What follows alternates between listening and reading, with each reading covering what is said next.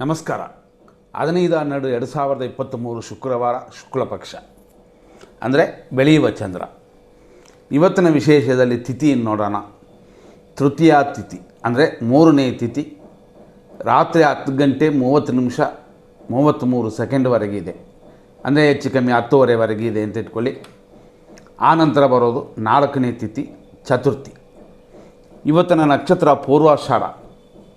ಬೆಳಗ್ಗೆ 8 ಗಂಟೆ 10 ನಿಮಿಷ 12 ಸೆಕೆಂಡ್ವರೆಗಿದೆ. ಆನಂತರ ಬರೋದು ಉತ್ತರಾಷಾಢ ನಕ್ಷತ್ರ. ಹಂಗಾಗಿ ಇವತ್ತಿನ ದಿನ ಪ್ರಕಾರ ಹೇಗಿದೆ ಅಂತಂದರೆ ಪೂರ್ವಾಷಾಢ ನಕ್ಷತ್ರ, ಉತ್ತರಾಷಾಢ ನಕ್ಷತ್ರ ಇದು ಎರಡು ಬೇರೆ ಬೇರೆ. ಪೂರ್ವಾಷಾಢ ಅನ್ನೋದು ನಕ್ಷತ್ರದ ಯಜಮಾನ ಬೇರೆ, ಉತ್ತರಾಷಾಢ ನಕ್ಷತ್ರದ ಯಜಮಾನ ಬೇರೆ. ಆದ್ದರಿಂದಾಗಿ ಇದರಲ್ಲಿ ಭಿನ್ನಗಳಿದೆ. ಪೂರ್ವಾಷಾಢ ನಕ್ಷತ್ರದ ಈ ದಿನ ಅಂದರೆ ಬೆಳಿಗ್ಗೆವರೆಗೆ ಇದೆ ಅಂತಂದಿವಲ್ಲ, 8-10ವರೆಗೂ. ಅಲ್ಲಿಯವರೆಗೂ ಪರವಾಗಿಲ್ಲ, ತೊಂದರೆ ಇಲ್ಲ, ಅನುಕೂಲವಿದೆ. ಯಾರೇ ಆದರೂ ಆರೋಗ್ಯ ಮಾತ್ರ ನೋಡಿಕೊಳ್ಳಿ. ಆನಂತರ ಬರುವ ಉತ್ತರಾಷಾಢ ನಕ್ಷತ್ರ ಅಂದರೆ ಬೆಳಗ್ಗೆ 8 ಗಂಟೆ 11 ನಿಮಿಷದ ನಂತರ ಬರೋದು. ಈ ನಕ್ಷತ್ರ ಕಾರ್ಯಸಿದ್ಧಿಯನ್ನು ಕೊಡುತ್ತದೆ. ಆದ್ದರಿಂದ ಶುಭಕರವಾಗಿದೆ. ಆದ್ದರಿಂದ ಇವತ್ತಿನ ದಿನ ಉತ್ತಮವಾಗಿದೆ. ಒಳ್ಳೆಯ ಕಾರ್ಯಗಳನ್ನು ಖಂಡಿತ ಮಾಡಬಹುದು. ವೃದ್ಧಿ ಯೋಗವಿದೆ, ಶುಭ ಯೋಗವಿದು. ಅದು ಅಲ್ಲದೆ ಇವತ್ತಿನ ದಿನ ಪ್ರಕಾರ ಕೆಲವು ವಿಷಯಗಳನ್ನ ನೋಡೋಣ. ಇವತ್ತು ಅಂದರೆ ಈ ದಿನ ಪ್ರಕಾರ ಶುಕ್ರವಾರ. ಇವತ್ತಿನ ಪಶ್ಚಿಮ ದಿಕ್ಕಲ್ಲೇ ಶೂಲವಿದೆ. ಶೂಲ ಅಂತಂದರೆ ದಿಕ್ ಶೂಲ ಅಂತ.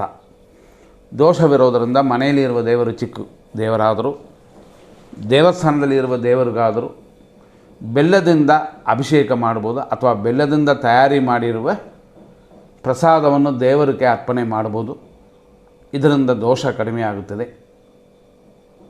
ಪಶ್ಚಿಮ ದಿಕ್ಕಲ್ಲಿ ದೂರ ಪ್ರಯಾಣ ಮಾಡುವವರು ಸ್ವಲ್ಪ ಗಮನ ಕೊಟ್ಟು ಈ ರೀತಿ ಮಾಡಿಕೊಂಡು ಹೋದರು ಉತ್ತಮ. ಇವತ್ತಿನ ದಿನ ಗರುಡ ದರ್ಶನ ಮಾಡಿ ಹಣಕಾಸಿನ ವರಮಾನ ಹೆಚ್ಚಾಗುತ್ತದೆ. ನಿಮಗೆ ದುಡ್ಡು ಬರೋದು ಏನಾದ್ರು ತೊಂದರೆ ಇದ್ದರೆ ಇವತ್ತು ಈ ರೀತಿ ಗರುಡ ಪುರಾಣ ಓದುವಂಥದ್ದು ಉತ್ತಮ, ಗರುಡ ದರ್ಶನ ಮಾಡುವಂಥದ್ದು ಉತ್ತಮ. ಇದೆಲ್ಲ ಉತ್ತಮ.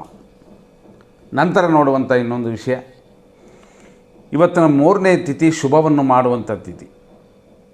ನಕ್ಷತ್ರ ಸುಮಾರು ಪೂರ್ವಾಷಾಢ ನಕ್ಷತ್ರ ಆದ ನಂತರ ಅಂದರೆ 8 ಗಂಟೆ 10 ನಿಮಿಷದ ಮೇಲೆ ಬರುವಂಥ ಉತ್ತರಾಷಾಢ ನಕ್ಷತ್ರ ಖಂಡಿತವಾಗಿ ಶುಭವನ್ನು ಕೊಡುತ್ತದೆ. ಈ ರೀತಿ ತಿಳ್ಕೊಂಡು ನಿಮ್ಮ ಕಾರ್ಯಗಳನ್ನು ಮಾಡಬಹುದು. ಈಗ ನಾವು ಬರೋದು ಏನಂತಂದರೆ, ಫಸ್ಟ್ ಕೆಲವರೆಲ್ಲ ಕೇಳಿದ್ದಾರೆ ಲಗ್ನಗಳನ್ನು ಒಂದು ಲಿಸ್ಟ್ ಫಸ್ಟೇ ಕೊಟ್ಬಿಡಿ ಅಂತ. ಇವತ್ತಿನ ದಿನದಲ್ಲಿ ವೃಶ್ಚಿಕ ಲಗ್ನ ಅಂದರೆ ಫಸ್ಟ್ ಬರೋದು ವೃಶ್ಚಿಕ ಲಗ್ನ. ಇದು ಬೆಳಗ್ಗೆಯಿಂದ 6:42ವರೆಗೆ ಇದೆ. ಆನಂತರ ಧನುರ್ ಲಗ್ನ 8:50ವರೆಗೂ. ಆ ಲಗ್ನ ಮಕರ ಲಗ್ನ, ಇದು 10:43ವರೆಗಿದೆ. ಆಮೇಲೆ 12:25ವರೆಗೂ ಅಂದರೆ ಮಧ್ಯಾಹ್ನದವರೆಗೂ ಕುಂಭ ಲಗ್ನ. ಮಧ್ಯಾಹ್ನ 2 ಗಂಟೆ 5 ನಿಮಿಷದವರೆಗೂ ಮೀನ ಲಗ್ನ. ಮಧ್ಯಾಹ್ನ 3 ಗಂಟೆ 53ವರೆಗೂ ಮೇಷ ಲಗ್ನ. ಸಂಜೆ 5:55ವರೆಗೂ ವೃಷಭ ಲಗ್ನ. ರಾತ್ರಿ 8:07ವರೆಗೂ ಮಿಥುನ ಲಗ್ನ. ರಾತ್ರಿ 10:16ವರೆಗೂ ಕರ್ಕಾಟಕ ಲಗ್ನ. ರಾತ್ರಿ 12 ಗಂಟೆ 19 ನಿಮಿಷದವರೆಗೂ ಸಿಂಹ ಲಗ್ನವಿದೆ. ಆನಂತರ ರಾತ್ರಿ 2 ಗಂಟೆ 20 ನಿಮಿಷ ಲೇಟ್ ನೈಟ್ವರೆಗೂ ಕನ್ಯಾ ಲಗ್ನವಿದೆ.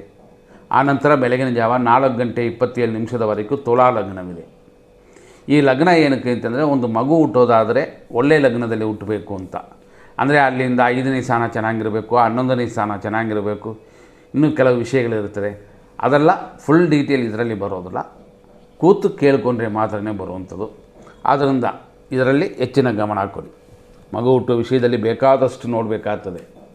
ಇದರಲ್ಲಿ ನಾವು ನೆಕ್ಸ್ಟ್ ನೋಡುವಂಥ ವಿಷಯಗಳು ಏನೇನು ಅಂತಂದರೆ, ಇವತ್ತಿನ ದಿನ ಪ್ರಕಾರ 100% ದೋಷ, 100% ಅಂದರೆ ಶುಭ ಅಂತೂ ನೋಡೋಣ.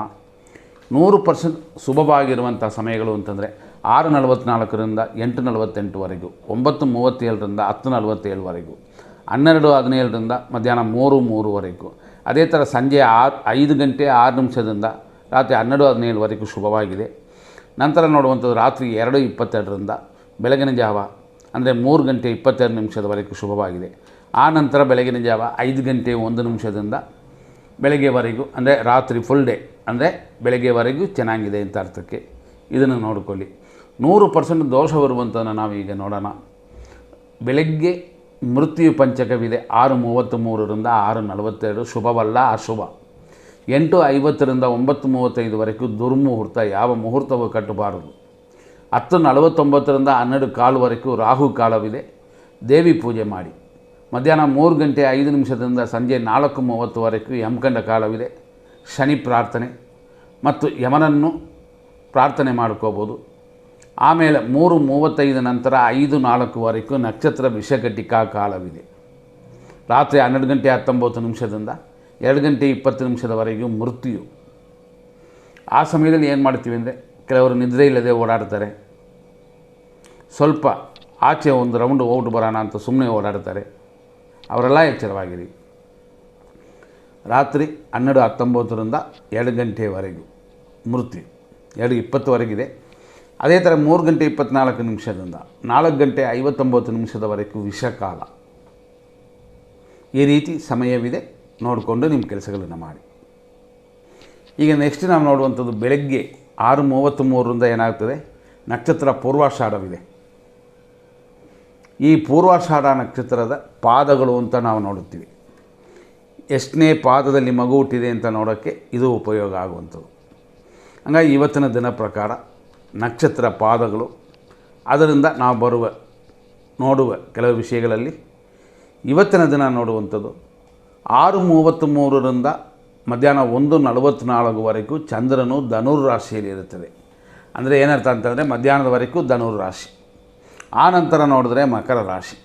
ಅಂದರೆ ಇವತ್ತು 2 ರಾಶಿ ಇದೆ. ಇದರಲ್ಲಿ ನಕ್ಷತ್ರ ಪಾದಗಳನ್ನ ಈಗ ನಾವು ನೋಡುತ್ತೀವಿ. ನಕ್ಷತ್ರ ಪಾದಗಳು ಅಂತ ನಾವು ನೋಡಿದಾಗ ಎಷ್ಟನೇ ಪಾದದಲ್ಲಿ ಮಗು ಹುಟ್ಟಿದ್ರೆ ಒಳ್ಳೆಯದು ಅನ್ನೋದು. ಇನ್ನೊಂದು ಥರ ಮಗು ಹುಟ್ಟಿದ ಮೇಲೆ ಎಷ್ಟನೇ ಪಾದದಲ್ಲಿ ಹುಟ್ಟಿದೆ ಒಳ್ಳೆಯದಾ ಇಲ್ಲವಾ ಅಂತ ನೋಡುವಂಥದ್ದು. ಇದರಲ್ಲಿ ಪೂರ್ವಾಷಾಢ ನಕ್ಷತ್ರ ಬೆಳಗ್ಗೆ 6:33ರಿಂದ 8:10ವರೆಗಿದೆ. ಇದು 4ನೇ ಪಾದ. ಈ ಟೈಮ್ಗೆ ಆ ಪೂರ್ವ ಆಷಾಢ ಅನ್ನುವ ನಕ್ಷತ್ರ ಮುಗಿದೋಗ್ಬಿಡ್ತದೆ.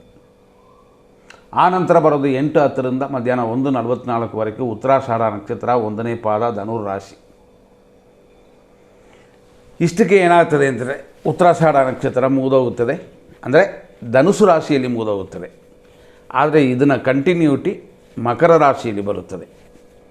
ಅದು 2ನೇ ಪಾದ. ಮಧ್ಯಾಹ್ನ 1:44ರಿಂದ ಸಂಜೆ 7:18ವರೆಗೂ ಉತ್ತರಾಷಾಢ ನಕ್ಷತ್ರ 2ನೇ ಪಾದ.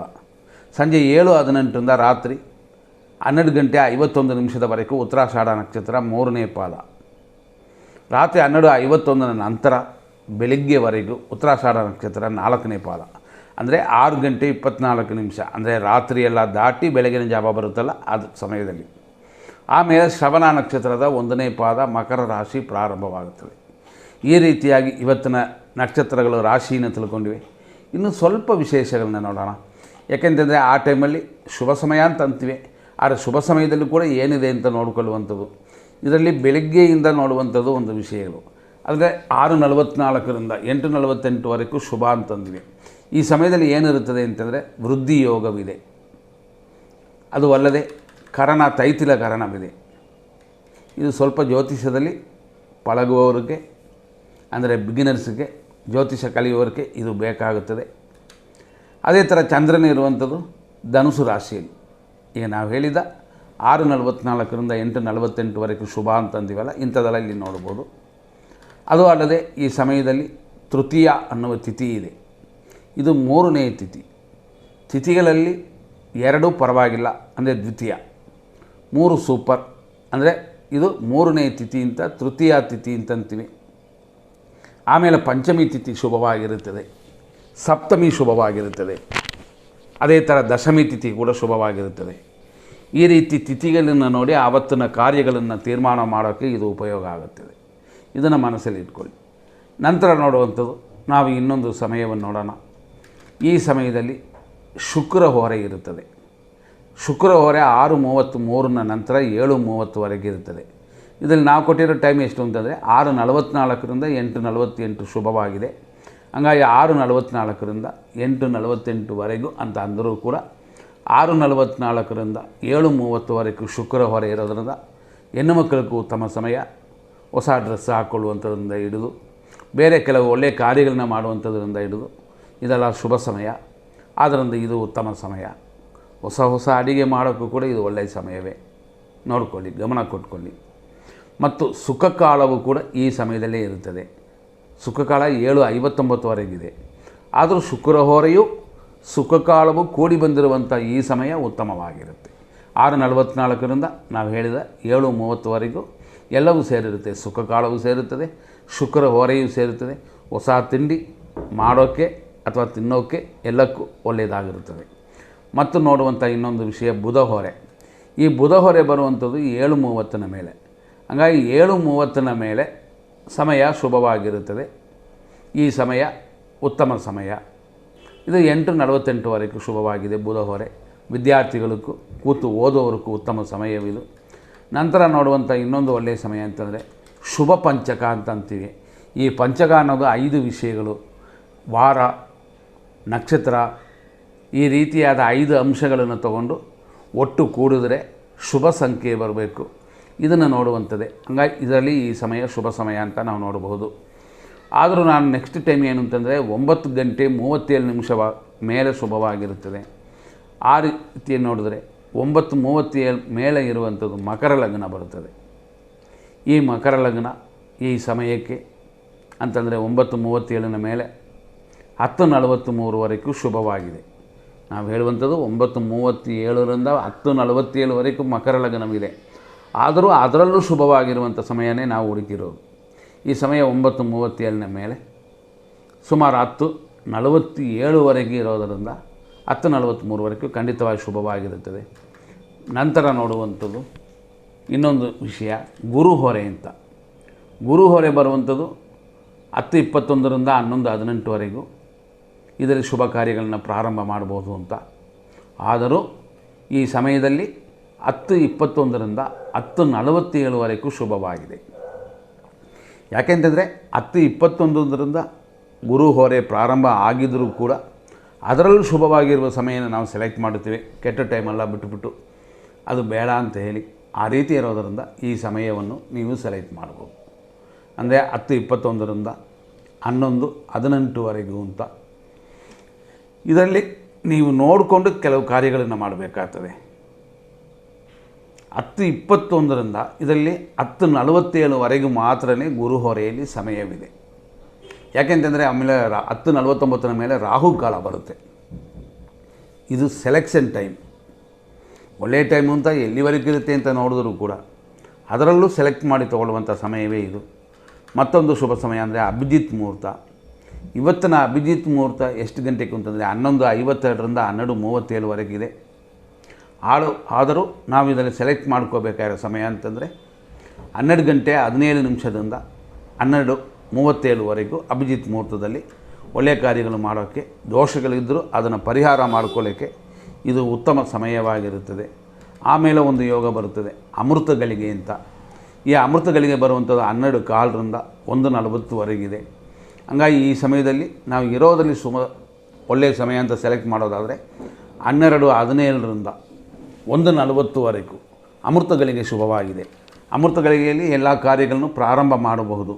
ಎಮರ್ಜೆನ್ಸಿಗೆ ಮಾಡುವಂಥ ಸಮಯ ಅಭಿಜಿತ್ ಮತ್ತು ಅಮೃತಗಳಿಗೆಗಳು ಅಂತ. ಇದರಲ್ಲಿ ಮಾಡುವಂಥ ಕಾರ್ಯಗಳು ಸಕ್ಸಸ್ ಆಗುತ್ತದೆ. ಸಕ್ಸಸ್ಸು ಅಂತ ಇಲ್ಲ ಅಂತಂದರೂ ಖಂಡಿತ ನಷ್ಟವಿರಲ್ಲ. ಇದನ್ನು ಗಮನಿಸಿ ನೀವು. ಮತ್ತು ನಾವು ಶುಕ್ರ ಹೊರೆ ಅಂತ ಇನ್ನೊಂದು ಸಮಯದಲ್ಲಿ ಬರುತ್ತದೆ. ಆ ಸಮಯ ಹೆಂಗೆ ಅಂತಂದರೆ 1:11 ಪ್ರಾರಂಭವಾಗಿ 2:08ವರೆಗೂ ಇರುತ್ತದೆ. ಇದರಲ್ಲಿ ನಾವು ನೋಡುವಂಥ ಸಮಯದಲ್ಲಿ ಶುಕ್ರ ಹೊರೆಯಲ್ಲಿ ಖಂಡಿತವಾಗಿಯೂ ಈ ಟೈಮ್ ನೋಡಿ ಸೆಲೆಕ್ಟ್ ಮಾಡಿಕೊಳ್ಳಿ. 1:11 ಅಂತಂದಿವೆ ಮಧ್ಯಾಹ್ನ, ಇದು ಅಂದರೆ PM ಟೈಮಲ್ಲಿ 1:11ರಿಂದ ಖಂಡಿತವಾಗಿ ಈ ಸಮಯ ಶುಭಕರವಾಗಿ ಇರುತ್ತದೆ. ಇದನ್ನು ನೋಡಿಕೊಂಡು ನಿಮ್ಮ ಕಾರ್ಯಗಳನ್ನು ಮಾಡಬಹುದು. ಆದ್ದರಿಂದ ದೇವರ ಅನುಗ್ರಹ ಇದೆಲ್ಲ ಪರಿಪೂರ್ಣವಾಗಿ ನಿಮಗೆ ಸಿಗುತ್ತದೆ ಅಂತ ಬರುತ್ತದೆ. ಮತ್ತೊಂದು ಒಳ್ಳೆಯ ಸಮಯ ಅಂತಂದರೆ ವಿಜಯ ಮುಹೂರ್ತ. ಇದಕ್ಕೆ ಕಾಯುವವರು ಎಷ್ಟೋ ಜನ ಇರ್ತಾರೆ. ಇದು ಮಧ್ಯಾಹ್ನ 2 ಗಂಟೆ ಮೇಲೆ ಬರುತ್ತದೆ. 2:08ದಿಂದ 2:54ವರೆಗೂ ಇದರಲ್ಲಿ ವಿಜಯ ಮುಹೂರ್ತ ಇರುತ್ತದೆ. ಈ ದಿನದಲ್ಲಿ ಬರುವ ಈ ವಿಜಯ ಮುಹೂರ್ತದಲ್ಲಿ ನಾವು ಸೆಲೆಕ್ಟ್ ಮಾಡ್ಕೋಬೇಕಾಗಿರುವ ಸಮಯ ಇದರಲ್ಲಿ ಖಂಡಿತವಾಗಿ ಶುಭವಾಗಿದೆ. ಎಲ್ಲಿಯವರೆಗೂ ಅಂತ ನಾವು ನೋಡುವಂಥದ್ದೇ ಇಂಪಾರ್ಟೆಂಟ್.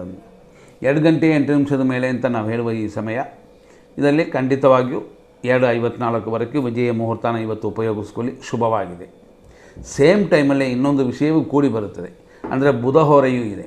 ಹಂಗಾಗಿ ವಿದ್ಯಾರ್ಥಿಗಳಿಗೂ ವ್ಯಾಪಾರಿಗಳಿಗೂ ಅಂದರೆ ಬಿಸ್ನೆಸ್ ಮಾಡೋವ್ರಿಗೆ, ಬಿಸ್ನೆಸ್ ಲೈನಲ್ಲಿ ಇರುವವರಿಗೂ ಕೂಡ ಇದು ಉತ್ತಮ ಸಮಯ. ಹಂಗಾಗಿ ಇದನ್ನು ಸರಿಯಾಗಿ ಉಪಯೋಗಿಸ್ಕೋಬೋದು. ಪದೇ ಪದೇ ಹೇಳ್ತೀವಿ 2 ಗಂಟೆ 8 ನಿಮಿಷದ ಮೇಲೆ 2:54ವರೆಗೂ ಶುಭಕರವಾಗಿದೆ. ನಂತರ ನೋಡುವಂಥದ್ದು ಇದರಲ್ಲಿ ಡಬಲ್ ಯೋಗ ಇದೆ. ಯಾಕೆಂತಂದರೆ ವಿಜಯ ಮುಹೂರ್ತವು ಬುಧ ಹೊರೆಯು. ಬುಧ ಅಂತಂದರೆ ಬುಧನ ಅಧಿಪತಿ ಮಹಾವಿಷ್ಣು. ವಿಷ್ಣುವ ಅದು ಶ್ರೀರಾಮ, ಗೋವಿಂದ, ಗೋಪಾಲ ಅಂತ ಯಾರನ್ನು ಬೇಕಾದ್ರೂ ನೀವು ಒಂದು ರೀತಿಯಲ್ಲಿ ಅಭಿಷೇಕ ಮಾಡ್ಬೋದು, ಪೂಜೆ ಮಾಡ್ಬೋದು. ಇಂಥದ್ದೆಲ್ಲ ಶುಭವಾಗಿರುತ್ತದೆ ಅಂತ. ಮತ್ತು ಇನ್ನೊಂದು ಸಮಯವನ್ನು ನೋಡೋಣ. ಇದು ಲಾಭದ ಸಮಯ ಅಂತ. 3 ಗಂಟೆ 5 ನಿಮಿಷದ ಮೇಲೆ ಬರುವಂಥ ಈ ಸಮಯ ಖಂಡಿತವಾಗಿ ಆ ಸಮಯದಲ್ಲಿ ಶುಭವಲ್ಲ. ಯಾಕೆಂತಂದರೆ 3 ಗಂಟೆ 5 ನಿಮಿಷದ ಮೇಲೆ 4:30ವರೆಗೂ ಯಮಕಂಡ ಕಾಲವಿರೋದರಿಂದ ಇದು ಉತ್ತಮ ಸಮಯವಲ್ಲ. ಲಾಭ ಅಂತ ಇರ್ಬೋದು, ಪಂಚಾಂಗದಲ್ಲಿ ಕೊಟ್ಟಿರುತ್ತಾರೆ, ದಯವಿಟ್ಟು ಅದನ್ನು ಅವಾಯ್ಡ್ ಮಾಡಿಬಿಡಿ. ಮತ್ತು ಇನ್ನೊಂದು ಸಮಯ ಅಂತಂದರೆ ಗುರು ಹೊರೆ. ಇದು ಸಂಜೆ ಬರುತ್ತದೆ, 4 ಗಂಟೆ 59 ನಿಮಿಷದ ಮೇಲೆ ಬರುತ್ತದೆ. ಆದ್ದರಿಂದ ಈ ಸಮಯ ಚೆನ್ನಾಗಿದೆಯಾ ಅಂತ ನೋಡಿದ್ರೆ ಅದು ಆ ಸಮಯದಿಂದ ಸಂಜೆ 5:56ವರೆಗಿದೆ. 5:56ವರೆಗಿದೆ ಅಂತಂದರೆ ಇದರಲ್ಲಿ ಆ ಟೈಮನ್ನ ನಾವು ಸೆಲೆಕ್ಟ್ ಮಾಡಬಾರ್ದು. ಯಾಕೆಂತಂದರೆ ಗುರು ಹೊರೆಯಲ್ಲೂ ಕೂಡ ದೋಷ ಬರುವಂಥದ್ದು ಇರುತ್ತದೆ. ಇದರಲ್ಲಿ ಗುರು ಹೊರೆಯಲ್ಲಿ ದೋಷ ಬರುವಂಥದ್ದು ಹಂಗೆ ಅಂತಂದರೆ ಸುಮಾರು ಹೆಚ್ಚು ಕಮ್ಮಿ 5 ಗಂಟೆಯ ನಂತರ, ಅಂತಂದರೆ 5 ಗಂಟೆಯ ಮೇಲೆ 5:56ವರೆಗೂ ಶುಭವಾಗಿದೆ. 4:59 5 ಗಂಟೆ ಅಲ್ಲ, ನಾವು ಹೇಳುವ ಈ ಸಮಯವನ್ನು ಸೆಲೆಕ್ಟ್ ಮಾಡಿಕೊಳ್ಳಿ. ಮತ್ತೊಂದು ಒಳ್ಳೆಯ ಸಮಯ ಅಂತಂದರೆ ಇದು ರಾತ್ರಿ ಆಗ್ಬಿಡ್ತದೆ. ಹಂಗಾಗಿ ರಾತ್ರಿ ಮಾಡುವಂಥ ಕಾರ್ಯಗಳು ಏನೂ ಇಲ್ಲ. ಆದರೂ 8 ಗಂಟೆ 2 ನಿಮಿಷದಿಂದ ರಾತ್ರಿ 9:05ವರೆಗೂ ಶುಕ್ರ ಹೊರೆ ಇದೆ. ಈ ಶುಕ್ರ ಹೊರೆ ಶುಭಕರವಾಗಿರುತ್ತದ ಅಂತಂದರೆ ಸುಮಾರು 5 ಗಂಟೆ 6 ನಿಮಿಷದಿಂದ ಸುಮಾರು ರಾತ್ರಿ 12 ಗಂಟೆ 17 ನಿಮಿಷದವರೆಗೂ ಶುಭಕರವಾಗಿ ಇರುವಂಥ ಸಮಯ. ಹಂಗಾಗಿ ಶುಕ್ರ ಹೊರೆಯೂ ಕೂಡ ಶುಭಕರವಾಗಿ ಉಪಯೋಗ ಆಗುತ್ತದೆ. ಮತ್ತು ಬೆಳಗಿನ ಜಾವಕ್ಕೆ ನಾವು ಹೋದರೆ ಬೆಳಗಿನ ಜಾವದಲ್ಲಿ ಇರುವಂಥದ್ದು ಏನು ಅಂತಂದರೆ ಬ್ರಹ್ಮ ಮುಹೂರ್ತ ಅಂತ ನಮಗೆಲ್ಲರಿಗೂ ಗೊತ್ತಿರುವಂಥದ್ದು. 4 ಗಂಟೆ 52 ನಿಮಿಷದ ಮೇಲೆ ಈ ಬ್ರಹ್ಮ ಮುಹೂರ್ತ ಬರುತ್ತದೆ. ಆದರೆ 4 ಗಂಟೆ ಈ ಸಮಯದಲ್ಲಿ ಬ್ರಹ್ಮ ಮುಹೂರ್ತ ಶುಭಕರವಾಗಿಲ್ಲ. ಯಾವ ಥರ ಇದೆ ಅಂತಂದರೆ 5 ಗಂಟೆ 1 ನಿಮಿಷದ ಮೇಲೆ ಶುಭಕರವಾಗಿರುತ್ತದೆ. ಹಾಗಾಗಿ 5 ಗಂಟೆ 1 ನಿಮಿಷದ ಮೇಲೆ ಮಾತ್ರ ನಾವು ಬ್ರಹ್ಮ ಮುಹೂರ್ತದಲ್ಲಿ ಸೆಲೆಕ್ಟ್ ಮಾಡಬೇಕು. 4:52 ಅಲ್ಲ. ಈ ರೀತಿ ಮಾಡಿಕೊಳ್ಳಿ. ಆಮೇಲೆ ಅಮೃತ ಗಳಿಗೆಯೂ ಅದರಲ್ಲಿ ಸೇರುತ್ತದೆ. ಈ ರೀತಿ ಇರೋದರಿಂದ ಈ ಸಮಯದಲ್ಲಿ ಈ ದಿನದಲ್ಲಿ ಒಳ್ಳೆಯ ಕಾರ್ಯಗಳು ಮಾಡೋಕ್ಕೆ ಖಂಡಿತವಾಗಿ ದೇವರ ಅನುಗ್ರಹ ಬರುತ್ತದೆ. ನೋಡ್ಕೊಂಡು ಮಾಡಿ. ಅದು ಅಲ್ಲದೆ ನಾವು ಎಂದಿನಂತೆ ಎಲ್ಲರೂ ಹೇಳ್ತಾರೆ ಸಬ್ಸ್ಕ್ರೈಬ್ ಮಾಡಿ ಅಂತ ನೀವು ಹೇಳಿ ಅಂತ. ನನಗದು ಸ್ವಲ್ಪ ಸಂಕಟವಾಗಿತ್ತು, ಆದರೂ ಬೇಕಾಗುತ್ತದೆ ಕಸ್ಟಮರ್ಗಾಗಿ. ಎಲ್ಲರಿಗೂ ಒಳ್ಳೆಯದಾಗಲಿ. ಸಬ್ಸ್ಕ್ರೈಬ್ ಮಾಡಿದ್ರೆ ಬೇರೆಯವರು ನೋಡುವವರು ಹೊಸಬರಿಗೂ ಕೂಡ ಉಪಯೋಗ ಆಗುತ್ತದೆ. ಬೇರೆಯವ್ರಿಗೆಲ್ಲ ಹೇಳಿ ಪಕ್ಕಾ ಸಮಯವಿದು, ಅದನ್ನು ರೆಡಿ ಮಾಡ್ಕೋಬೋದು. ಹೀಗೆ ನಾವು ನೋಡೋದು ಏನು ಅಂತಂದರೆ ಇವತ್ತಿನ ನಕ್ಷತ್ರ ಪ್ರಕಾರ ಪೂರ್ವಾಷಾಢ ನಕ್ಷತ್ರ 8:10ವರೆಗೆ ಇದೆ ಅಂತಂದಿವೆ ಬೆಳಗ್ಗೆ. ಆ ನಂತರ ನಕ್ಷತ್ರ ಚೇಂಜ್ ಆಗುತ್ತದೆ. ಉತ್ತರಾಷಾಢ ನಕ್ಷತ್ರ ಖಂಡಿತವಾಗಿ ಸಿದ್ಧಿ ಇದೆ, ನಕ್ಷತ್ರ ದೋಷವಿಲ್ಲ. ಆದ್ದರಿಂದ ಇವತ್ತು ಯಾವ ನಕ್ಷತ್ರದವರು ಯಾವ ರಾಶಿಗೂ ಚೆನ್ನಾಗಿರುತ್ತೆ ಅಂತ ನಾವು ಫಸ್ಟ್ ನೋಡೋಣ. ಮೊದಲನೇದಾಗಿ ಅಶ್ವಿನಿ ನಕ್ಷತ್ರ ಮೇಷರಾಶಿ. ನಿಮಗೆ ಈ ದಿನ ಪ್ರಕಾರ ಖಂಡಿತವಾಗಿಯೂ 8:10ವರೆಗೂ ಸಂಪತ್ತಿದೆ, ಆದ್ದರಿಂದ ಶುಭಕರವಾಗಿದೆ. 8:10 ನಂತರ ಅನುಕೂಲಕರವಾಗಿಲ್ಲ, ಯೋಚನೆ ಮಾಡಿಕೊಳ್ಳಿ. ಭರಣಿ ನಕ್ಷತ್ರ ಮೇಷರಾಶಿಯವರಿಗೆ ಜನ್ಮತಾರೆಯು ಕಾರ್ಯತಡೆಯೂ ಉಂಟು. 8:10 ಮೇಲೆ ನಿಮ್ಗೆ ಶುಭಕರವಾಗಿರೋದು. ಕೃತಿಕಾ ನಕ್ಷತ್ರ ಮೇಷರಾಶಿಯವರಿಗೆ ಅಂದರೆ 1ನೇ ಪಾದದವರೆಗೆ 8:10ವರೆಗೂ ಚೆನ್ನಾಗಿದೆ. ಆಮೇಲೆ ಸ್ವಲ್ಪ ಯೋಚನೆ ಮಾಡಲೇಬೇಕಾಗ್ತದೆ. ಕೃತಿಕಾ ನಕ್ಷತ್ರ ವೃಷಭ ರಾಶಿಯವರಿಗೆ 2, 3, 4ನೇ ಪಾದದಲ್ಲಿ ಹುಟ್ಟಿದವರಿಗೆ 8:10ವರೆಗೂ ಶುಭವಾಗಿದೆ. ಆದ್ದರಿಂದ ಈ ಸಮಯದ ಒಳಗಡೆ ಇವತ್ತೇನಾರು ಮಾಡೋದಾದರೆ ನಾವು ಕೊಟ್ಟಿರೋ ಒಳ್ಳೆಯ ಸಮಯನ ನೋಡಿ ಸೆಲೆಕ್ಟ್ ಮಾಡ್ಕೊಳ್ಳಿ. ಪ್ರತಿಯೊಬ್ಬರು ಈ ದಿನದಲ್ಲಿ ಒಳ್ಳೆಯ ಸಮಯನ ನಾವು ಏನು 100% ಅಂತ ಕೊಟ್ಟಿರ್ತೀವೋ ಅದನ್ನು ಉಪಯೋಗಿಸ್ಕೋಬೋದು. ರೋಹಿಣಿ ನಕ್ಷತ್ರ ವೃಷಭ ರಾಶಿ, ಮಿತ್ರಧಾರೆ ಇದೆ, ಪರಮ ಮಿತ್ರಧಾರೆ ಅಂತಿದೆ. ಇವತ್ತು ದಿನ ಪೂರ್ತಿ ಚೆನ್ನಾಗಿರುತ್ತದೆ. ಆದರೂ ಆರೋಗ್ಯದ ವಿಷಯದಲ್ಲಿ ಹೆಚ್ಚಿನ ಗಮನ ಕೊಡಬೇಕು. ನಂತರ ನೋಡುವಂಥದ್ದು ಮೃಗಶೀರ್ಷ ನಕ್ಷತ್ರ ವೃಷಭ ರಾಶಿ, ಟೆನ್ಷನ್ ಉಂಟು, ರೋಗ ವೃದ್ಧಿ ಉಂಟು. 8:10ವರೆಗೂ ಸಮಯ ಉತ್ತಮವಾಗಿಲ್ಲ, ಆಮೇಲೆ ಪರವಾಗಿಲ್ಲ. ನಂತರ ನೋಡುವಂಥದ್ದು ಮೃಗಶೀರ್ಷ ನಕ್ಷತ್ರ ಮಿಥುನ ರಾಶಿ. ನಿಮಗೂ ಅದೇ ರೀತಿಯಲ್ಲಿ 8:10 ನಂತರ ಶುಭಕರವಾಗಿದೆ, ಆರೋಗ್ಯವು ಚೇತರಿಸ್ಕೊಳ್ತೀರ. ನಂತರ ನೋಡುವಂಥದ್ದು ಆರುದ್ರ ನಕ್ಷತ್ರ ಮಿಥುನ ರಾಶಿ. ಅನುಕೂಲವಿದೆ, ಸುಖ ಸೌಕರ್ಯವಿದೆ 8:10ವರೆಗೂ. ಆ ನಂತರ ಅಷ್ಟೊಂದು ಹೇಳುವಂತಿಲ್ಲ, ಬರೀ ಒಂದು 30% ಮಾತ್ರನೇ ಚೆನ್ನಾಗಿರೋದು. ಆದ್ದರಿಂದ ಯಾವ ಕಾರ್ಯಗಳು ಹೊಸದಾಗಿ ಮಾಡುವಂಥದ್ದು ಬೇಡ. ದಿನನಿತ್ಯ ಮಾಡುವಂಥದ್ದನ್ನು ಹಂಗೆ ಕಂಟಿನ್ಯೂ ಮಾಡಬಹುದು. ಪುನರ್ವಸು ನಕ್ಷತ್ರ ಮಿಥುನ ರಾಶಿ 1, 2 ಮತ್ತು 3ನೇ ಪಾದಗಳಲ್ಲಿ ಹುಟ್ಟಿದವರಿಗೆ 8-10ನ ನಂತರ ಚೆನ್ನಾಗಿದೆ. ಅದರಲ್ಲೂ ನಾವು ಕೊಟ್ಟಿರುವಂಥ ಒಳ್ಳೆಯ ಸಮಯವನ್ನು ನೀವು ಸೆಲೆಕ್ಟ್ ಮಾಡಿಕೊಳ್ಳಿ. ದೋಷಗಳು ಇದ್ದರೂ ಕೂಡ ಅದೆಲ್ಲ ಕರಗುತ್ತದೆ. ಇದನ್ನು ಮನಸ್ಸಲ್ಲಿ ಇಟ್ಕೊಂಡೆ ನೀವು ಮಾಡಬೇಕಾಗ್ತದೆ. ಖಂಡಿತವಾಗಿ ಇದನ್ನು ಉಪಯೋಗಿಸ್ಕೊಂಡು ಒಳ್ಳೆಯ ಕಾರ್ಯಗಳನ್ನು ನೀವು ಮಾಡಿ. ಪುನರ್ವಸು ನಕ್ಷತ್ರ ಕರ್ಕಾಟಕ ರಾಶಿ 4ನೇ ಪಾದದವರೆಗೆ ಇವತ್ತಿನ ದಿನ ಪ್ರಕಾರ ಪ್ರತ್ಯೇಕ ತಾರೆ 8-10ವರೆಗೂ ಸರಿಯಾಗಿಲ್ಲ. ಆ ನಂತರ ಪರವಾಗಿಲ್ಲ. ಇದು ತಾರಾ ಮತ್ತು ಚಂದ್ರಬಲ ಅಂತಂತೀವಿ. ಪ್ರತಿಯೊಂದು ನಕ್ಷತ್ರಕ್ಕೂ ರಾಶಿಗೂ ನೋಡ್ಕೋಬೇಕು. ಪುಷ್ಯ ನಕ್ಷತ್ರ ಕರ್ಕಾಟಕ ರಾಶಿಯವರಿಗೆ ಇವತ್ತಿನ ದಿನ ಪ್ರಕಾರ ಕ್ಷೇಮವಿದೆ, ಶತ್ರುನಾಶವಿದೆ. 8-10 ಒಳಗಡೆ ನಿಮ್ಮ ಪೂಜೆಗಳು ಕೆಲವು ಕಾರ್ಯಗಳನ್ನು ಮಾಡಬಹುದು. ಆ ನಂತರ ಶುಭಕರವಾಗಿಲ್ಲ. ಆಶ್ಲೇಷ ನಕ್ಷತ್ರ ಕರ್ಕಾಟಕ ರಾಶಿ ವಿಪತ್ತು ಉಂಟು, ಶತ್ರುನಾಶವಿದೆ. ಆದರೆ ಇದೆಲ್ಲ 8-10ನ ಮೇಲೆ ಶುಭಕರವಾಗಿ ಆಗುತ್ತದೆ. ಮಕಾ ನಕ್ಷತ್ರ ಸಿಂಹರಾಶಿ ಸಂಪತ್ತು ಉಂಟು. ಕಾರ್ಯಗಳಲ್ಲಿ ಅಲ್ಪ ಸ್ವಲ್ಪ ವಿಘ್ನಗಳಿದೆ. ವಿನಾಯಕನ ಪೂಜೆ ಮಾಡಿಕೊಳ್ಳಿ. ಇವತ್ತು 8-10ವರೆಗೆ ಮಾತ್ರ ಸ್ವಲ್ಪ ಪರವಾಗಿಲ್ಲ. ಆ ನಂತರ ಶುಭಕರವಾಗಿ ಇಲ್ಲ. ಪುಬ್ಬ ನಕ್ಷತ್ರ ಸಿಂಹರಾಶಿ ಇದರಲ್ಲಿ ಅನುಕೂಲಕರವಾಗಿ ಇರಬೇಕು ಅಂತಂದರೆ 8-10ನ ನಂತರನೇ. ಆದ್ದರಿಂದ 8-10ನ ಮೇಲೆ ಶುಭಕರವಾಗಿದೆ. ಉತ್ತರ ನಕ್ಷತ್ರ ಸಿಂಹರಾಶಿ 1ನೇ ಪಾದ ಪರಮ ಮಿತ್ರಧಾರೆ. ಇದೆಲ್ಲ ಮಧ್ಯಾಹ್ನ ಮೇಲೆ ಸ್ವಲ್ಪ ಕಡಿಮೆ ಆಗುತ್ತದೆ. ಅಲ್ಲಿಯವರೆಗೂ ಚೆನ್ನಾಗಿರುತ್ತದೆ. ನಂತರ ನೋಡುವಂಥದ್ದು ಉತ್ತರ ನಕ್ಷತ್ರ ಕನ್ಯಾ ರಾಶಿ ಪರಮ ಮಿತ್ರಧಾರೆಯು 8-10ವರೆಗಿದೆ. ಮಧ್ಯಾಹ್ನದ ಮೇಲೆ ಅಷ್ಟೊಂದು ಶುಭಕರವಾಗಿಲ್ಲ, ಯೋಚನೆ ಮಾಡಿಕೊಳ್ಳಿ. ಹಸ್ತ ನಕ್ಷತ್ರ ಕನ್ಯಾ ರಾಶಿ ಮಿತ್ರಧಾರೆ ಇದೆ 8-10ವರೆಗೂ. ಆಮೇಲೆ ತೊಗೊಂಡ್ರೂ ಕೂಡ ಪರಮ ಮಿತ್ರಧಾರೆಯಾಗಿದೆ.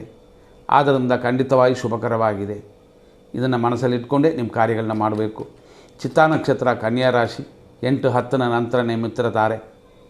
ಆದ್ದರಿಂದಾಗಿ 8-10ನ ಮೇಲೆ ಶುಭಕರವಾಗಿದೆ. ಚಿತ್ತಾ ನಕ್ಷತ್ರ ತುಲಾರಾಶಿ ಇವತ್ತಿನ ದಿನ ಪ್ರಕಾರ ಟೆನ್ಷನ್ ಉಂಟು. ಆದರೂ ಮಿತ್ರಧಾರೆ ಎನ್ನುವುದು 8-10ನ ನಂತರ ಬರುತ್ತದೆ. ಸ್ವಾತಿ ನಕ್ಷತ್ರ ತುಲಾರಾಶಿ ಅನುಕೂಲ, ದ್ರವ್ಯ ಲಾಭವೆಲ್ಲ ಉಂಟು.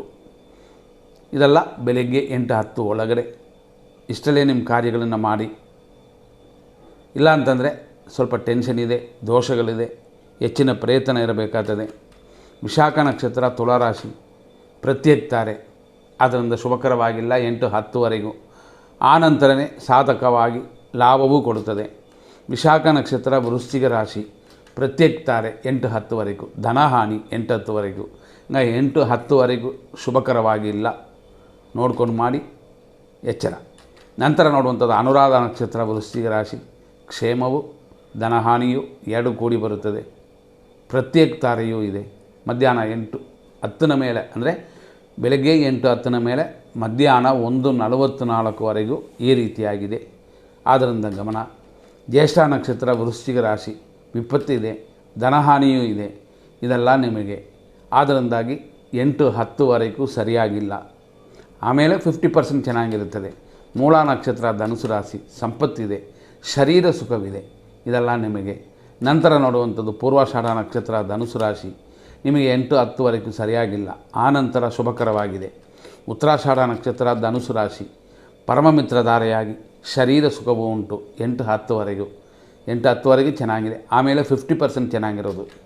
ಉತ್ತರಾಷಾಢ ನಕ್ಷತ್ರ ಮಕರ ರಾಶಿ 2, 3, 4ನೇ ಪಾದಗಳಲ್ಲಿ ಜನನವಾದವರಿಗೆ ಪರಮ ಮಿತ್ರಧಾರೆ ಇದೆ. ಹಂಗಾಗಿ ಮಿತ್ರರಿಂದ ಸಹಾಯ ಉಂಟು, ಹಿರಿಯರಿಂದ ಸಹವಾಸ, ಅದರಿಂದಲೂ ಅನುಕೂಲ. ನಂತರ ನೋಡುವಂಥ ಶ್ರವಣ ನಕ್ಷತ್ರ ಮಕರ ರಾಶಿ ಮಿತ್ರಧಾರೆ ಇದೆ 8-10ವರೆಗೂ. 8-10ನ ಮೇಲೆ ಇನ್ನೂ ಚೆನ್ನಾಗಿರುತ್ತದೆ. ಧನಿಷ್ಠ ನಕ್ಷತ್ರ ಮಕರ ರಾಶಿ ಮಿತ್ರಧಾರೆ ಸ್ವಲ್ಪ ವ್ಯಯ. ಇದೆಲ್ಲ 8-10ನ ಮೇಲೆ. 8-10ವರೆಗೂ ಸಮಯ ಶುಭಕರವಾಗಿಲ್ಲ, ಎಚ್ಚರ. ಧನಿಷ್ಠ ನಕ್ಷತ್ರ ಕುಂಭರಾಶಿ 8-10ನ ಮೇಲೇ ಎಲ್ಲ ಕಾರ್ಯಗಳು ಅನುಕೂಲಕರವಾಗಿ ಆಗುತ್ತದೆ. ನಿಮ್ಮ ಪ್ರೋಗ್ರಾಮ್ನ 8-10ನ ಮೇಲೆ ಇಟ್ಕೊಳ್ಳಿ. ಶತಭಿಷ ನಕ್ಷತ್ರ ಕುಂಭರಾಶಿ ಅನುಕೂಲವಿದೆ, ಇಷ್ಟಾರ್ಥ ಸಿದ್ಧಿ ಇದೆ 8-10ವರೆಗೂ. ಆ ನಂತರ ಟೆನ್ಷನ್ ಇದೆ, ಟೆನ್ಷನ್ ಬಿಟ್ಟುಬಿಡಿ. ಔಷಧಿ ದಿನ ತಗೊಳ್ಳೋರು ಕರೆಕ್ಟಾಗಿ ತಗೊಳ್ಳಿ. ನಂತರ ನೋಡುವಂಥದ್ದು ಪೂರ್ವ ಭಾದ್ರಪದ ನಕ್ಷತ್ರ ಕುಂಭರಾಶಿ 1, 2 ಮತ್ತು 3ನೇ ಪಾದಗಳಲ್ಲಿ ಜನನವಾದವರಿಗೆ 8-10ನ ನಂತರ ಸಮಯ ಇವತ್ತು ಶುಭಕರವಾಗಿದೆ. ನಂತರ ನೋಡುವಂಥದ್ದು ಪೂರ್ವ ಭಾದ್ರಪದ ನಕ್ಷತ್ರ ಮೀನರಾಶಿ 4ನೇ ಪಾದ. ಫಸ್ಟ್ ಹೇಳಿದಂತೆ ನಿಮಗೂ ಕೂಡ ಆ ರೀತಿಯಲ್ಲೇ 8-10ನ ನಂತರ ಎಲ್ಲ ಕಾರ್ಯಗಳು ಅನುಕೂಲಕರವಾಗಿ ಆಗುತ್ತದೆ. ನಂತರ ನೋಡುವಂಥದ್ದು ಉತ್ತರ ಭಾದ್ರಪದ ನಕ್ಷತ್ರ ಮೀನರಾಶಿ ಕ್ಷೇಮ ಉಂಟು, ಕೆಲಸ ಕಾರ್ಯಗಳ ಅಭಿವೃದ್ಧಿ ಉಂಟು 8-10ವರೆಗೂ. ಆಮೇಲೆ ಯೋಚನೆ ಮಾಡಿಯೇ ಕಾರ್ಯಗಳನ್ನ ಮಾಡಿ, ಮಾತಾಡೋದು ಕೂಡ ಎಚ್ಚರವೇ. ನಂತರ ನೋಡುವಂಥದ್ದು ರೇವತಿ ನಕ್ಷತ್ರ, ಮೀನರಾಶಿ. ಇದರಲ್ಲಿ ವಿಪತ್ತಿದೆ. ಕೆಲಸ ಕಾರ್ಯಗಳ ಅಭಿವೃದ್ಧಿಯೂ ಇದರಲ್ಲಿ ಇದೆ. 2 ಸೇರಿ ಇರೋದರಿಂದ 8-10ವರೆಗೂ ಸಮಯ ಉತ್ತಮವಾಗಿಲ್ಲ. ಆದರೂ 8-10ನ ನಂತರ ನಿಮ್ಮ ಕಾರ್ಯಗಳು ಅನುಕೂಲಕರವಾಗಿ ಆಗುತ್ತದೆ. ಇಲ್ಲಿಯವರೆಗೂ ನಾವು ಇಷ್ಟು ವಿಷಯಗಳನ್ನ ನೋಡಿದ್ವಿ. ಮುಂದಿನ ಸಂಚಿಕೆಯಲ್ಲಿ ನೋಡೋಣ.